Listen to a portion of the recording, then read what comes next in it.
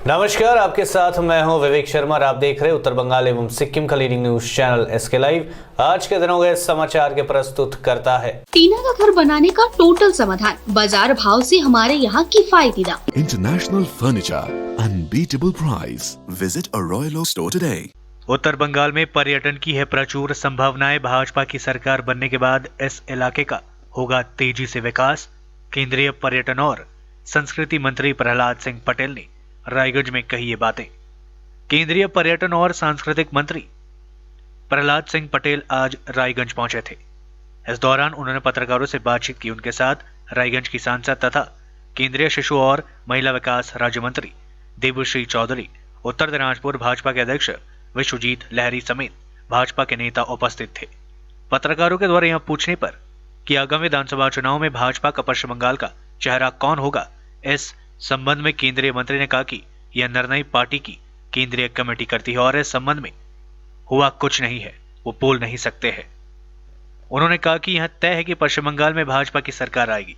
उन्होंने कहा कि भाजपा की सरकार बनने के बाद राज्य में शांति की स्थापना होगा और संस्कृति का विकास होगा। उन्होंने पत्रकारों से बात करते हुए कहा कि उत्तर बंगाल में पर्यटन की प्रचुर संभावनाएं और जैसे ही भाजपा सरकार बनाएगी क्षेत्र में तेजी से विकास के लिए कार्य किए जाएंगे। उन्होंने उम्मीद जताई कि इस बार उत्तर बंगाल से काफी सारे विधायक चुनकर विधानसभा में जाएंगे। उन्होंने बताया कि पिछले लोकसभा चुनाव में उत्तर बंगाल ने 7 सांसदों का उपहार भाजपा को दिया था।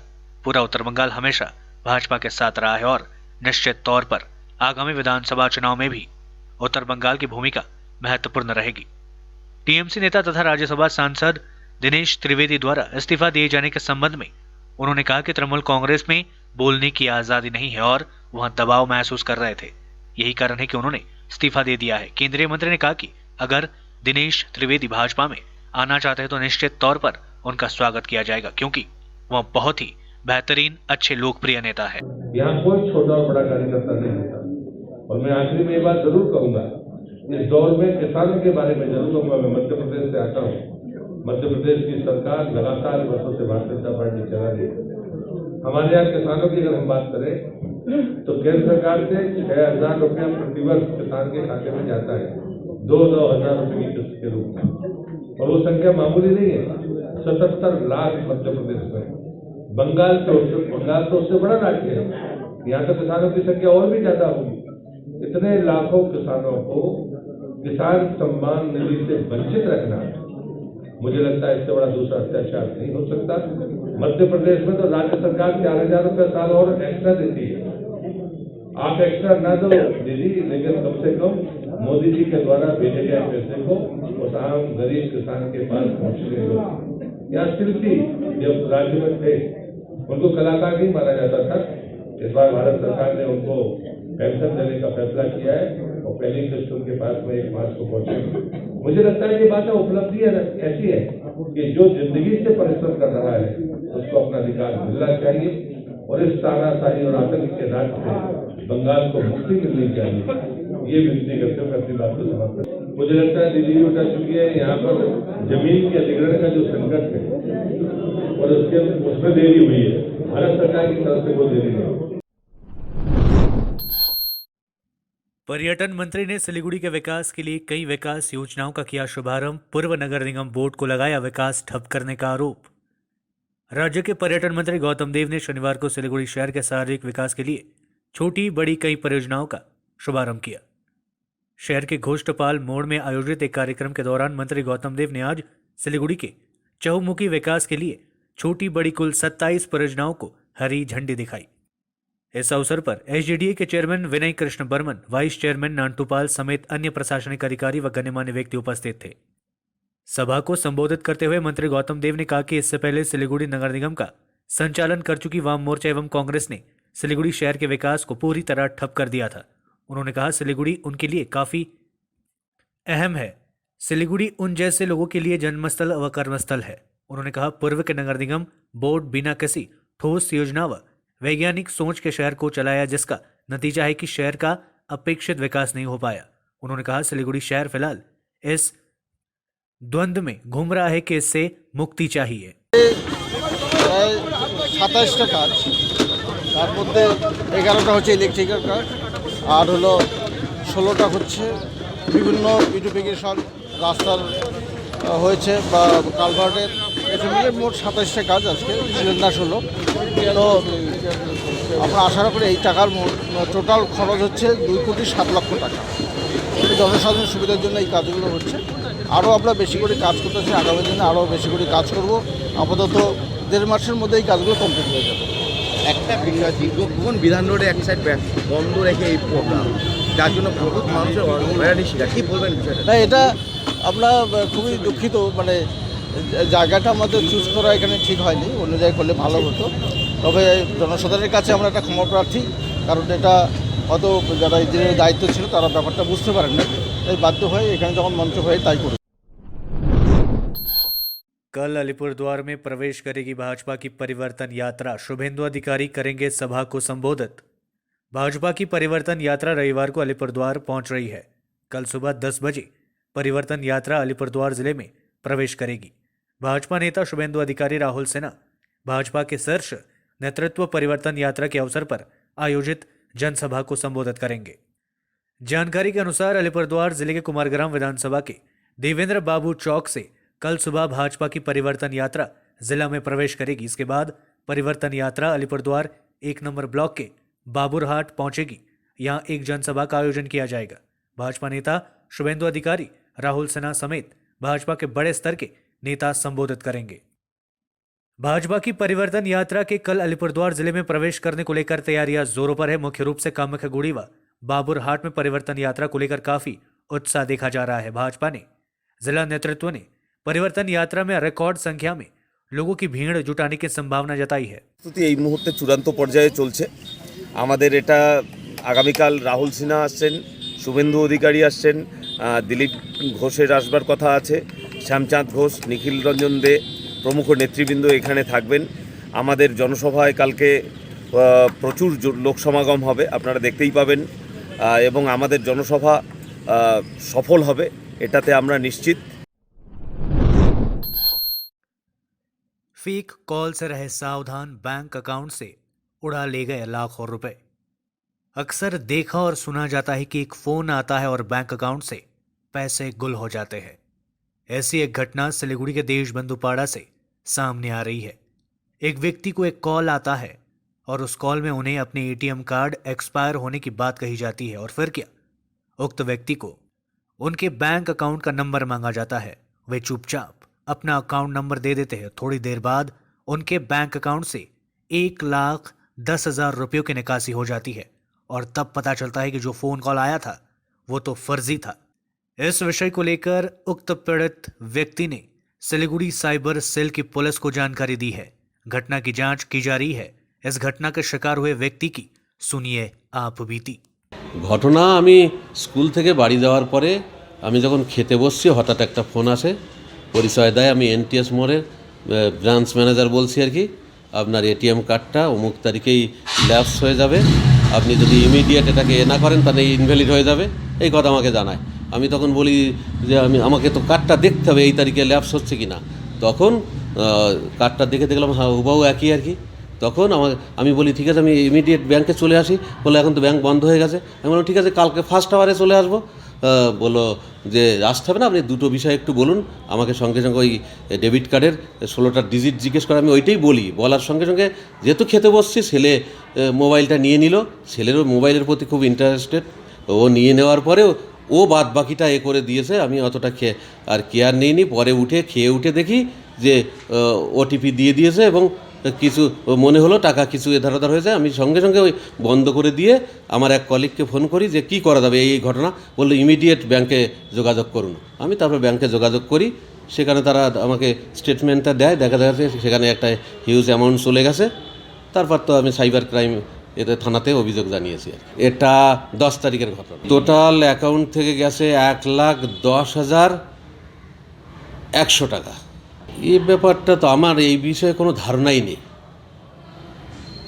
তবু ভাবনা চিন্তা করলে তো মনে হয় যে ব্যাংক থেকে এটা হয়তো জানতে পেরে গেছে। এর বাইরে থেকে কি করে জানা সম্ভব আমি জানি না। আমি যদি ইন্টারনেটে ব্যাপারটা অতটা ওয়াকিবহাল নই।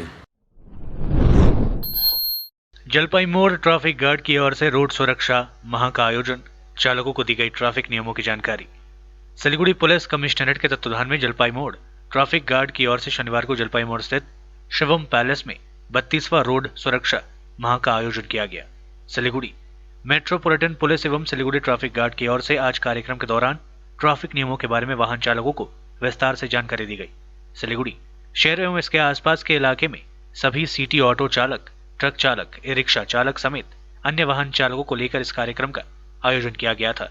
इस अवसर पर एडीसीपी ट्रैफिक पूर्णिमा शर्मा, एसीपी ईस्ट देवाशीष दास, एसीपी हेडक्वार्टर मानवेंद्र रक्षित, सिलीगुड़ी पुलिस कमिश्नरेट के 6 आईसी एवं ओसी उपस्थित थे। कार्यक्रम के दौरान यहां उपस्थित सभी वाहन चालकों को कंबल, टी शर्ट, मास्क एवं सैनिटाइजर प्रदान किया गया। इस अवसर पर ट्रैफिक पुलिस अधिकारियों ने बताया कि पुलिस की ओर से साल भर लोगों में ट्रैफिक नियमों के बारे में जागरूकता फैलाने के लिए विभिन्न कार्यक्रमों का आयोजन किया जा रहा है। उन्होंने कहा कि राज्य सरकार की ओर से संचालित सेफ ड्राइव सेव लाइफ योजना के तहत साल भर इस दिशा में ट्रैफिक पुलिस की ओर से काम किया जाता है।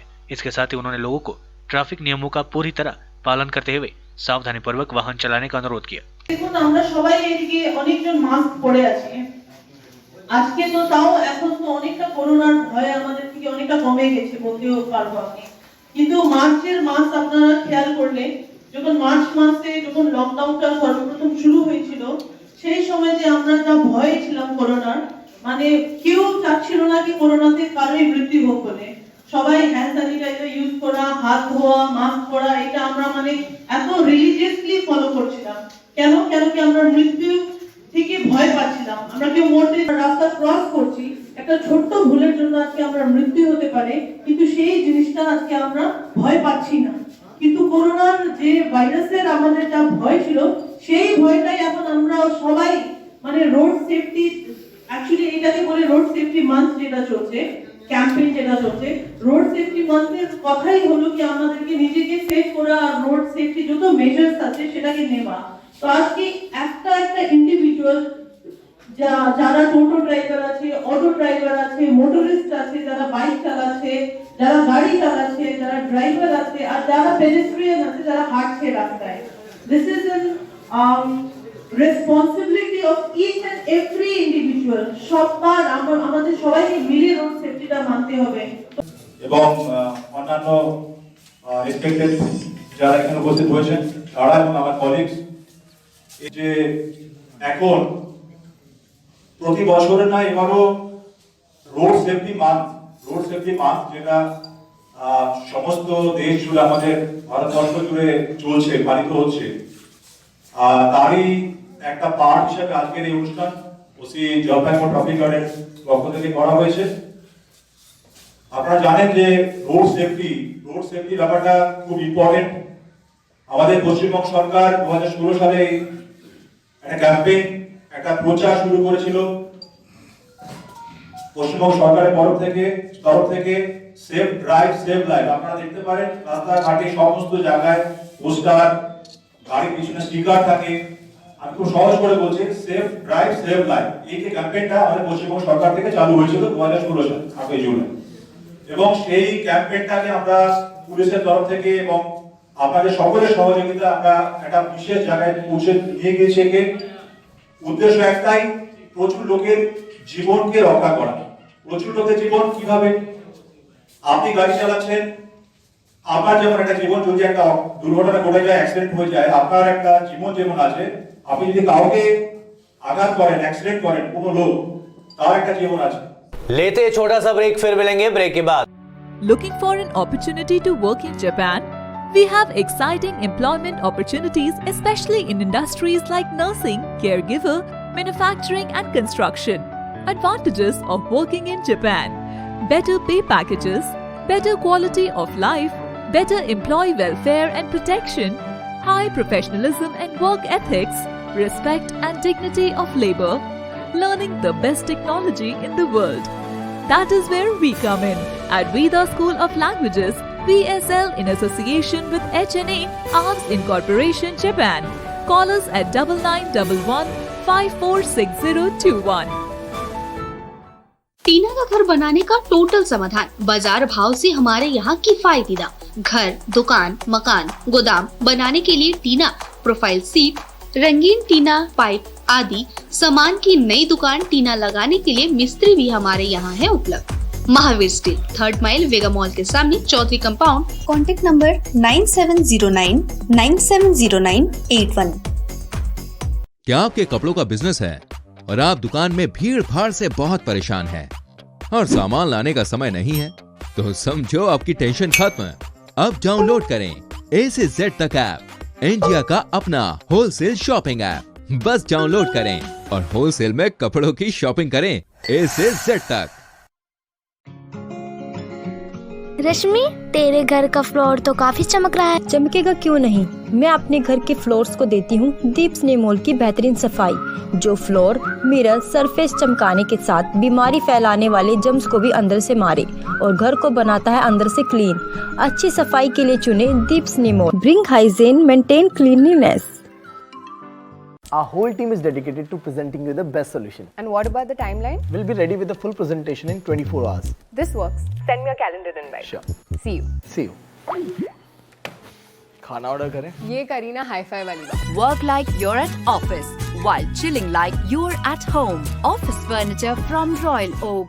Opposite Vega circle, 2.5 mile, Sevoke road, Siliguri. International furniture, unbeatable price.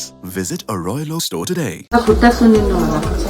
मलाई चाहिँ कोल्ड कफहरू थियो र मलाई यहाँको दबाईले सुट गरे, म एकदमै जाती हुँदैछ। तपाईको थाइरोइड कस्तो भयो? एकदमै राम्रो भयो। मेरो चाहिँ यो ब्याक पेन हुन्थ्यो पुरा, यो साइड पेन हुन्थ्यो कि यो ब्याकमा निकै सन्चो भएको थियो। अहिले चाहिँ धेरै सन्चो छ। खुट्टा घुँडाहरू, खुट्टा दुख्ने, हातहरू दुख्ने त्यो अहिले धेरै कम्ती भयो। तपाईलाई ब्याक पेनहरू सन्चो भयो अहिले? हाम्रो ठेगाना छ centre point building, 1st floor, HD Lama road, opposite to grand plaza shopping complex, Janata lodge, Darjeeling. सम्पर्क नम्बर छ 9641995791 अनि 7001155412। के लिए SK लाइव ही बेस्ट ऑप्शन है। SK लाइव का इस क्षेत्र में 24 घंटा टेलीविजन, एंड्रॉइड ऐप और वेबसाइट पर प्रसारण होता है। सोशल मीडिया पर भी हम उपलब्ध हैं। हमारी व्यूवरशिप 9 लाख से अधिक है। सिक्किम, हैथवे और NXT डिजिटल पर, दार्जिलिंग और कालिम्पोंग में दोनों हैथवे और CCN सेटअप बॉक्स पर, क्लामपुर से लेके मैनागुड़ी हैथवे पर, सिटी केबल पर, सिलीगुड़ी और आसपास, नक्सलबाड़ी से पानी टंकी तक NXT डिजिटल में। तो सोचिए नहीं, कॉल करें 7908554308। ब्रेक के बाद आपका फिर से स्वागत है। बढ़ते हैं खबरों की तरफ। मंत्री गौतम देव ने नलिनी विद्यालय के नए क्लासरूम का किया शिलान्यास। कोरोना महामारी के बाद राज्य सरकार के दिशा निर्देश पर शुक्रवार से पूरे राज्य में 9वीं से 12वीं तक के विद्यार्थियों के लिए स्कूल खोल दिए गए हैं। कल बंगाल बंद के दौरान भी राज्य के सभी स्कूल खुले। कई स्कूलों में विद्यार्थियों को आते देखा गया। इस बीच शनिवार को राज्य के पर्यटन मंत्री गौतम देव ने सिलीगुड़ी नलिनी विद्यालय में विद्यार्थियों के लिए 4 श्रेणी कक्ष का शिलान्यास किया। शिलान्यास समारोह में स्कूली विद्यार्थियों ने सांस्कृतिक कार्यक्रम पेश किए। समारोह को संबोधित करते हुए मंत्री गौतम देव ने कहा कि राज्य सरकार शिक्षा के विकास एवं विस्तार के लिए प्रयत्नशील है। उन्होंने कहा कि शिक्षा के विस्तार के लिए एवं विद्यार्थियों की सुविधा के लिए सरकार की ओर से कई योजनाएं लागू की गई है। राज्य भर के विद्यार्थी काफी लाभान्वित। 42 নম্বর এক্সটেন্সিভ করলাম, এখন 43-এ ঢুকেছি। দাঁড়াও না, বলতে পারি 42 করলাম, এখন 43-এ ঢুকলাম, পরে 44-এ কয়েকটা জায়গা করবো। আজকে এই কয়েকদিন ধরে 11, 12, 13 3 দিন ধরে করলাম। 14 তারিখে অন্য প্রোগ্রাম আছে, ঠাকুর পঞ্চানন বর্মার জন্মতিথি। আজকে SJD এর কতগুলো প্রকল্প উদ্বোধন করব, 4টার সময় প্রেস কনফারেন্স করব। কালকে ঠাকুর পঞ্চানন বর্মার জন্মতিথিতে মাল্যদান। কালকে আমাদের সাইকেল অভিযান আছে, যুব তৃণমূল যুব। আর কালকে কাওয়াখালীতে ঠাকুর পঞ্চানন বর্মার স্মারক সমিতি তারা একটা জনসভা ডেকেছে, সেই জনসভায় যাব। আরও কিছু প্রোগ্রাম করে একদিনের জন্য কলকাতায় জরুরি মিটিং আছে, যাব। আবার 16 তারিখে সশস্ত্র। नौकरी के नाम पर लोगों से पैसे ऐंठने का खुलासा, पूर्व MIC ने किया सावधान। नौकरी देने के नाम पर अवैध रूप से पैसे वसूलने का सनसनीखेज मामला सामने आया है। सिलीगुड़ी नगर निगम के प्रशासक बोर्ड के सदस्य शंकर घोष ने यह मामला खुद मीडिया के सामने रखा। शनिवार को सिलीगुड़ी नगर निगम में आयोजित एक पत्रकार सम्मेलन में उन्होंने कहा कि कोरोना काल के बाद फिलहाल काफी संख्या में लोग बेरोजगार हो गए हैं। नौकरी की तलाश में वे लोग इधर उधर भटक रहे हैं। दूसरी ओर विभिन्न संस्थाओं की ओर से अंशकालीन व समझौते के आधार पर कर्मचारियों की नियुक्ति की जा रही है। उन्होंने कहा कि इस बीच कुछ असामाजिक तत्वों द्वारा बेरोजगार लोगों को नौकरी देने के नाम पर उनसे पैसे ऐंठा जा रहा है, यहाँ तक कि इसके लिए उन्हें बार बार फोन तक किया जाता है। पैसे देने पर उनके नौकरी पक्की बताई जा रही है। शंकर घोष ने आम लोगों को इस तरह के असामाजिक तत्वों से सावधान रहने की अपील की। साथ ही उन्होंने कहा कि इस बारे में वे सिलीगुड़ी पुलिस कमिश्नर को सूचित किया है। वे निश्चित रूप से इस बारे में कोई कदम उठाएंगे।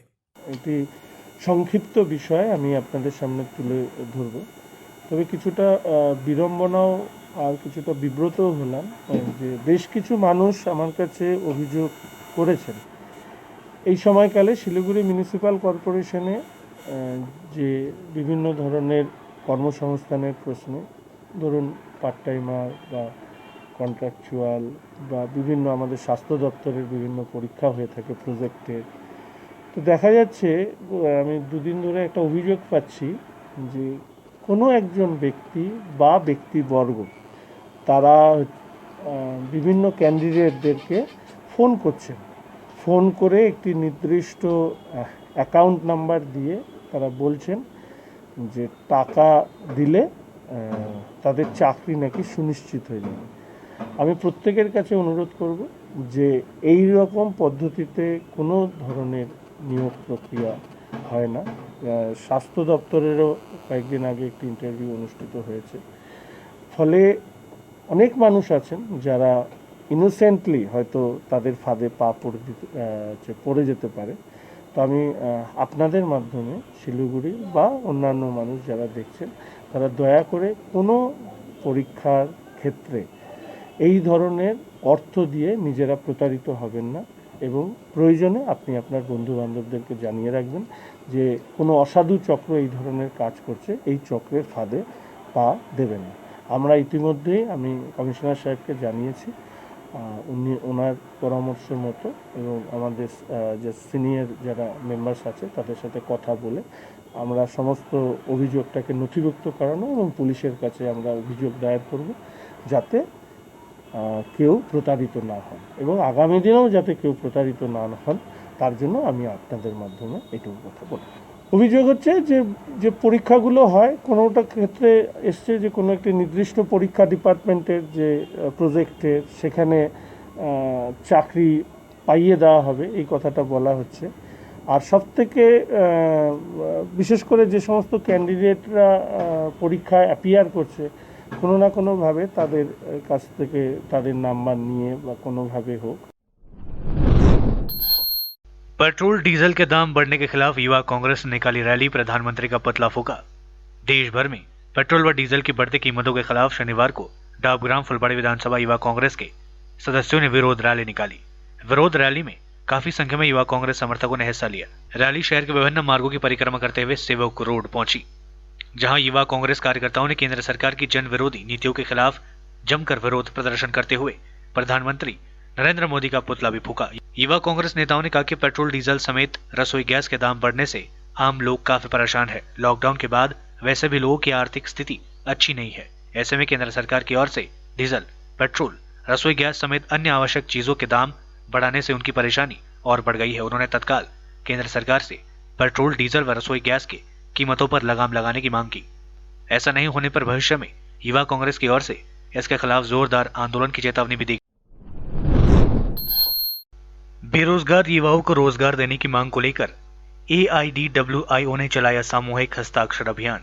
बेरोजगार युवाओं को रोजगार दिए जाने की मांग को लेकर SUCI के युवा संगठन AIDWIO के सदस्यों ने शनिवार को जलपाईगुड़ी में सामूहिक हस्ताक्षर अभियान चलाया। शनिवार सुबह जलपाईगुड़ी शहर के दिन बाजार के पास करला सेतु इलाके में संगठन के सदस्यों ने इस मांग को लेकर लोगों के बीच सामूहिक हस्ताक्षर अभियान चलाया। संगठन के सदस्यों ने बताया कि पूरे देश में अभियान चलाया जा रहा है। उन्होंने बताया कि लॉकडाउन की अवधि में लाखों युवा बेरोजगार हो गए। केंद्र व राज्य सरकार की ओर से उन्हें काम दिए जाने की दिशा में कोई पहल नहीं की जा रही है। संगठन के सदस्यों ने बताया कि इन मांगों को लेकर वे लोग जल्द ही मुख्यमंत्री को ज्ञापन देंगे। ज्ञापन के साथ ही सामूहिक हस्ताक्षर पत्र भी उन्हें सौंपा जाएगा। इसके साथ ही उन्होंने कहा कि लोगों की ओर से उन्हें इस बारे में अच्छा रिस्पॉन्स मिल रहा है।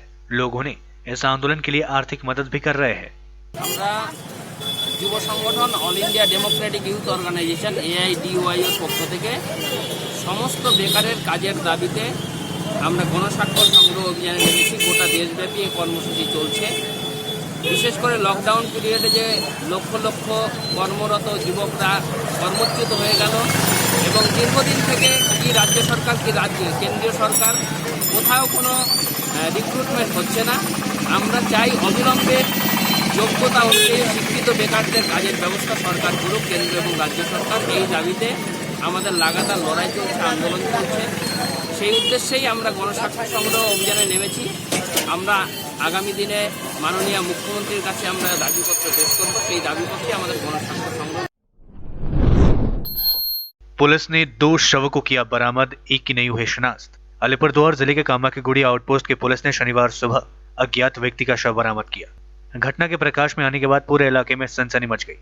बताया जाता है कि आज सुबह कुमारग्राम ब्लॉक के माराखाता बाजार इलाका में स्थानीय लोगों ने एक व्यक्ति का शव देख पुलिस को इसकी खबर दी।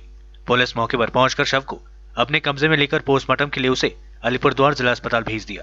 दूसरी ओर कुमारग्राम थाना अंतर्गत घक्सापाड़ा इलाके से एक व्यक्ति का शव बरामद किया गया। पुलिस ने बताया मृतक की शिनाख्त फुलकुमार दास के रूप में की गई है। पुलिस सूत्रों के अनुसार घर के सुपारी के पेड़ में फंदे से लटकता उसका शव बरामद किया गया। पुलिस शव के पोस्टमार्टम के लिए अलीपुरद्वार जिला अस्पताल भेजकर घटना की जांच शुरू कर दी है। आज के लिए बस इतना ही और विस्तृत खबरों के लिए देखते रहिए SK लाइव। आपका समय आपकी खबर। धन्यवाद।